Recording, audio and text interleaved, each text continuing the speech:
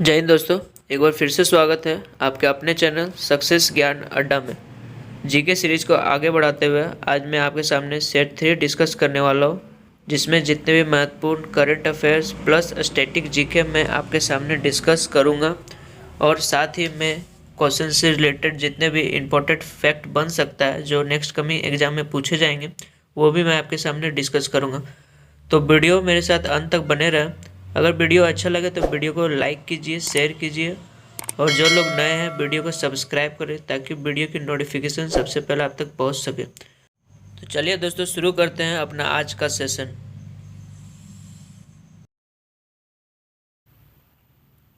यह रहा आज का पहला प्रश्न। रेल बजट को आम बजट से अलग किस समिति की सिफारिश पर किया गया था? ऑप्शन है कस्तूरी रंजन समिति, एकवर्त समिति, शिवरामन समिति या नारायण समिति। तो पहले बात करते हैं कस्तूरी रंजन समिति। तो इस समिति के आधार पर राष्ट्रीय शिक्षा नीति का गठन किया गया था। दूसरा समिति है एकवर्त समिति।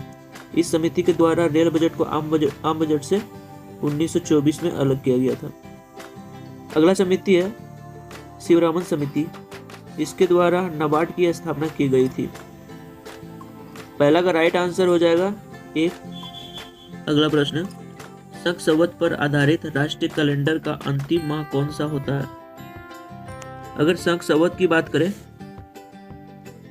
तो इसे कुषाण वंश के राजा कनिष्क ने शुरू किया था सबसे पहले, जिसमें चैत्र शक संवत के आधारित पर पहला माह कहलाएगा और फाल्गुन शक संवत के आधार पर अंतिम माह कहलाया जाएगा। तो राइट आंसर हो जाएगा बी, फाल्गुन। अगला प्रश्न है, इटालियन ऑफ द ईस्ट किस भाषा को कहा जाता है? इसका राइट आंसर हो जाएगा सी, तेलुगु। अगला प्रश्न है करंट अफेयर से, जिसमें असम्मिलित पहचानना है। तो पहला ऑप्शन है 2023 क्रिकेट विश्व कप क्या भारत में होने वाला है? बिल्कुल सही। और अगर 2019 वर्ल्ड कप की बात करें तो यह इंग्लैंड में हुआ था और जिसमें इंग्लैंड ने ही विजेता चुना गया था। अगला है एशियन गेम 2022 जो कि हांगझू में होने वाला है, यह भी सही है। और अगर 2018 एशियन गेम की बात करें तो यह जकार्ता में हुआ था। अगला ऑप्शन है कॉमनवेल्थ गेम 2022 बर्मिंघम, यह भी बिल्कुल सही है। अगर कॉमनवेल्थ गेम 2018 की बात करें तो यह क्वींस आइलैंड में हुआ था जो कि ऑस्ट्रेलिया में है। अगला ऑप्शन है 2021 का T20 विश्व कप दक्षिण अफ्रीका में होने वाला है, बिल्कुल गलत। अगला 2021 का T20 विश्व कप भारत में होने वाला है। तो सी हमारा राइट आंसर हो जाएगा। तो इस क्वेश्चन से इतने सारे प्रश्न बन सकते हैं। अगला प्रश्न है, अंतर्राष्ट्रीय तिथि रेखा किसे कहा जाता है? तो ऑप्शन में दिया हुआ सी 180 डिग्री देशांतर रेखा राइट आंसर हो जाएगा, जिसे अंतर्राष्ट्रीय तिथि रेखा भी कहा जाता है। अगर 0 डिग्री देशांतर की बात करें तो इसे ग्रीनविच टाइम कहा जाता है जो कि लंदन शहर में स्थित है। अगला प्रश्न, 1923 ईस्वी में चित्तरंजन दास एवं मोतीलाल नेहरू ने स्वराज पार्टी की स्थापना कहाँ की हुई थी? 1923 में बात करें चित्तरंजन दास और मोतीलाल नेहरू ने स्वराज पार्टी की स्थापना की हुई थी और इसकी स्थापना इलाहाबाद में की गई थी। इलाहाबाद का नया नाम क्या है? प्रयागराज। अगला प्रश्न है, Who has become the fastest batsman to reach 11,000 run in ODI cricket? कौन एक दिवसीय क्रिकेट में सबसे तेज 11,000 रन बनाने वाला खिलाड़ी बन गया? तो राइट आंसर हो जाएगा विराट कोहली। अगला प्रश्न करंट अफेयर से, Who has won the Femina Miss World 2019? 2019 का फेमिनी मिस वर्ल्ड किसने जीता था? तो राइट आंसर हो जाएगा सुमन राव ने। और अगर सुमन राव की बात करें तो यह राजस्थान से बिलोंग करती है और वही 2019 की मिस वर्ल्ड की बात करें तो यह जीता था टोनी एन सिंह ने, जो कि जमाइका की रहने वाली है। और सुमन राव की बात करें तो इन्होंने सेकंड रनर अप रहा था। तो इस प्रश्न से इतने सारे क्वेश्चन अगला एग्जाम में बन सकते हैं। अगला प्रश्न, what is the name given to crypto currency launch in Facebook? Facebook द्वारा लॉन्च किया गया क्रिप्टो करेंसी का क्या नाम रखा गया? राइट आंसर हो जाएगा लिब्रा। अगला प्रश्न है जो कि महत्वपूर्ण प्रश्न है, चंद्रयान 2 से लगातार एग्जाम में क्वेश्चन पूछे जा रहे हैं, खास करके एनटीपीसी में। तो चंद्रयान 2 से एक सेपरेट वीडियो आप लोग जरूर देखिएगा। प्रश्न है, Chandrayaan 2 will be launch from which vehicle? Chandrayaan 2 को किस प्रशिक्षण यान से भेजा गया था? इसका राइट आंसर हो जाएगा GSLV Mark 3 राइट आंसर हो जाएगा। अगर चंद्रयान 2 की बात करें तो उसे 22 जुलाई 2019 को लॉन्च किया गया था। कहाँ से किया गया था? श्री हरिकोटा आंध्र प्रदेश से किया गया था। इसमें और दो महत्वपूर्ण प्रश्न बनते हैं। पहला, चंद्रयान 2 का लैंडर का क्या नाम था और रोवर का क्या नाम था? तो लैंडर का नाम था विक्रम, ध्यान रखिएगा, और रोवर का नाम था प्रज्ञान। तो इस क्वेश्चन से इतना महत्वपूर्ण प्रश्न बन सकते हैं। अब बताइए, इससे बाहर कोई प्रश्न पूछेगा? अगला प्रश्न, ऑपरेशन सनराइज जो कि एक ज्वाइंट ऑपरेशन है, इंडिया और किस देश के बीच लड़ा गया है? तो ऑपरेशन सनराइज की बात करें तो इंडिया और म्यांमार के बीच में लड़ा गया है। इंडिया और म्यांमार के बीच एक और महत्वपूर्ण लड़ाई लड़ा गया है जिसको कहते हैं इम्नेक्स 2019। ये महत्वपूर्ण है। अगला प्रश्न है, दिसंबर 2019 में किसने एक सतत विकास, जिसको सस्टेनेबल डेवलपमेंट सेल भी कहते हैं, का निर्णय लिया गया है स्थापित करने के लिए? अगला प्रश्न है, दिसंबर 2019 में किसने एक सतत विकास, जिसे सस्टेनेबल डेवलपमेंट को स्थापित करने का निर्णय लिया है? तो ये निर्णय लिया है मिनिस्ट्री ऑफ कोल ने। अगला प्रश्न, which of the following was the theme of world migratory bird 2020? World migratory bird 2020 का थीम क्या रहा था? यह भी महत्वपूर्ण प्रश्न है। इसका आंसर हो जाएगा bird collects to our world, right answer है। प्रश्न, which country will host the 4th young Olympic games? 4th young Olympic games इस बार अगले बार किस कंट्री द्वारा होस्ट किया जाएगा? राइट आंसर हो जाएगा डकार, जो कि 2026 में खेला जाएगा। वहीं अगर बात करें 4th यंग ओलंपिक गेम्स की, तो इसकी शुरुआत 2010 में सिंगापुर देश के द्वारा किया गया था, जिसमें 14 से 18 वर्ष के जितने भी यंग एथलीट हैं उसने पार्टिसिपेट ली हुई थी। अगला प्रश्न है, भूमध्य सागर और लाल सागर को कौन अलग करता है? तो राइट आंसर हो जाएगा स्वेज नहर। स्वेज नहर की बात करें तो इसे 1869 में बनाया गया था, जिसकी कुल लंबाई 163 किलोमीटर की है।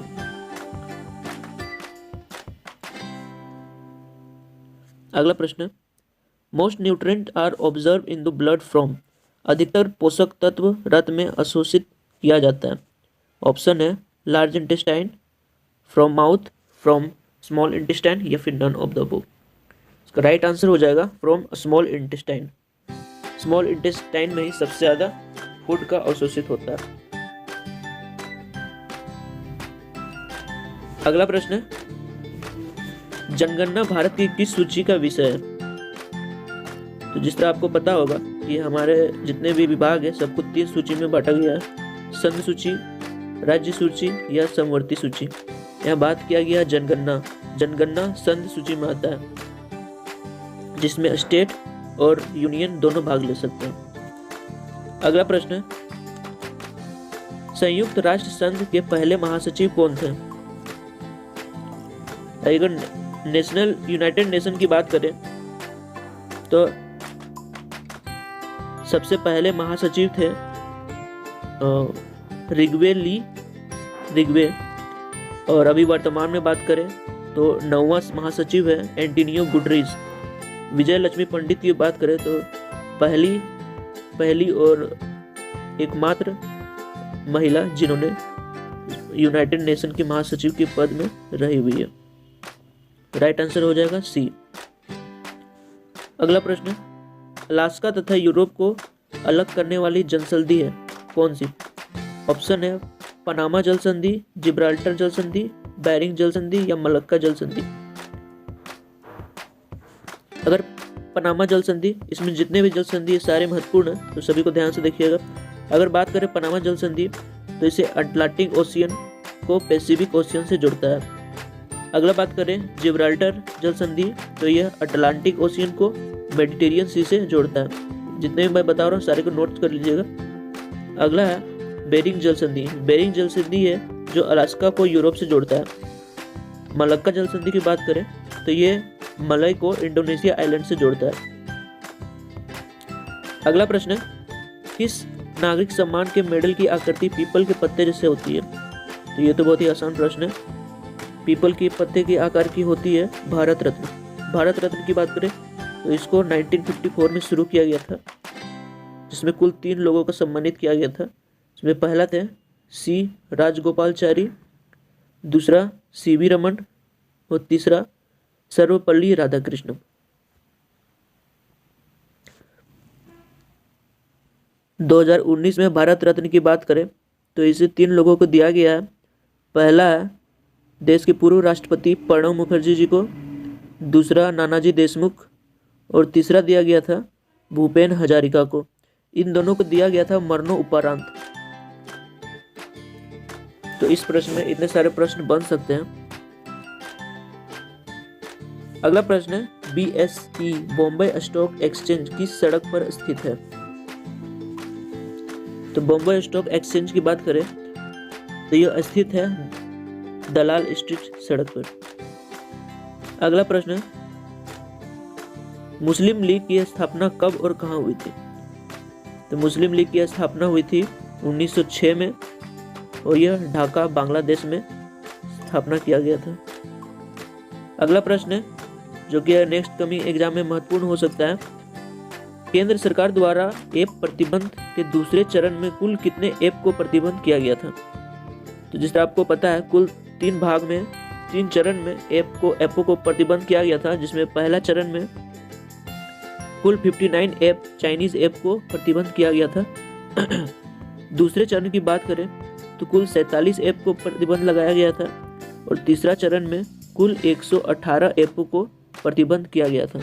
राइट आंसर हो जाएगा बी 47 है। मैं जितना भी क्वेश्चन लेकर आया हूँ सारे यूनिक लेकर के आया हूँ, जिसमें आपको जितने भी अपकमिंग एग्जाम में सारे में देखने को मिल सकता है। तो जितने वीडियो में बनाते जा रहा हूँ सभी को ध्यान में रखकर आप लोग देखिएगा। जितने भी प्रश्न मैं आज लेकर आया हूँ इस सेशन में सारे के सारे महत्वपूर्ण हैं, जितने भी अपकमिंग एग्जाम हैं, और जितने भी मैं इंपॉर्टेंट फैक्ट बता रहा हूँ उसको आप लोग नोट डाउन कर लीजिएगा ताकि कोई भी क्वेश्चन आपसे ना छूटे। तो अगला प्रश्न है, हाल ही में किन 2 देशों के मध्य नौसैनिक अभ्यास इंद्र नेवी 2020 बंगाल की खाड़ी में आयोजित किया गया? तो इंद्र नेवी भारत और रूस के बीच लड़ा गया था। अगला प्रश्न, पानीपत की लड़ाई में मुगल सेना का नेतृत्व किसने किया था? पानीपत की बात करें तो उसमें मुगल सेना की ओर से बैरम खान ने नेतृत्व किया हुआ था। अगला प्रश्न है जो कि एग्जाम के पॉइंट ऑफ व्यू से इम्पोर्टेंट हो सकता है, कश्मीर का अकबर किसे कहा जाता है? तो इसे कहा जाता है जैनुल आबदीन को। नेक्स्ट प्रश्न, in which year did South Africa join BRICS? तो अगर ब्रिक्स की बात करें तो ये कुल 5 देशों का समूह है। पहला है ब्राजील, रसिया, इंडिया, चाइना और साउथ अफ्रीका। साउथ अफ्रीका की बात करें तो साउथ अफ्रीका सबसे अंतिम में जुड़ा हुआ था 2010 में, और वही ब्रिक्स की बात करें तो ब्रिक्स की स्थापना की गई थी 2009 में। तो इस क्वेश्चन से बस इतना ही क्वेश्चन बन सकता है, आप लोग ध्यान रखिएगा। अगला प्रश्न, लोकसभा की बैठक आयोजित करने के लिए न्यूनतम कितने संख्या की सदस्य की उपस्थित होनी जरूरी है? तो अगर लोकसभा की बात करें, अगर होती है मीटिंग लोकसभा में तो इसमें कुल जितने भी मेंबर हैं उसका 1/10 उपस्थित होंगे, तभी कोई ना कोई बैठक आयोजित किया जाएगा। वरना अगर इससे कम अगर मेंबर उपस्थित है तो बैठक को स्थगित किया जाएगा। मेरा राइट आंसर हो जाएगा 1/10 ऑफ द टोटल मेंबर। अगला प्रश्न, where is United Nation University, कहाँ स्थित है? तो यह स्थित है शिबुया सिटी, टोक्यो में।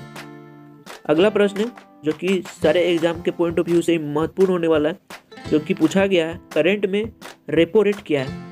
तो कुछ महत्वपूर्ण पॉइंट है जो आप लोग नोट कर लीजिएगा। अगर रेपो रेट की बात करें तो यह अभी 4% चल रहा है।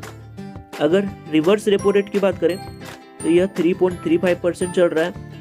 और SLR की बात करें तो यह 18% चल रहा है। रेपो रेट की बात करें तो ये वह लोन होता है जिससे RBI अदर बैंकों को लोन देती है, और रिवर्स रेपो रेट वह लोन होता है जिससे RBI अदर बैंक से अपना पैसा वापस लेती है किस रेट पे।